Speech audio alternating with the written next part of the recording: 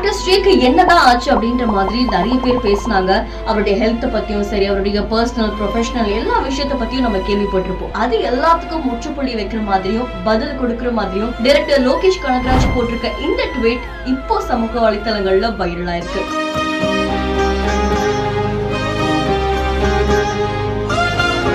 ஒரு சின்ன டிவி சீரியல்ல ஸ்டார்ட் பண்ணி ஸ்ரீ அவர்கள் ஒரு நல்ல ஆக்டரா இருந்தாங்க. நல்ல பேர் இருந்துச்சு அவருக்கு. அண்ட் கடைசி அவர் நடிச்ச இருக்கப்பற்று படமுமே நல்ல ஹிட் ஆச்சு.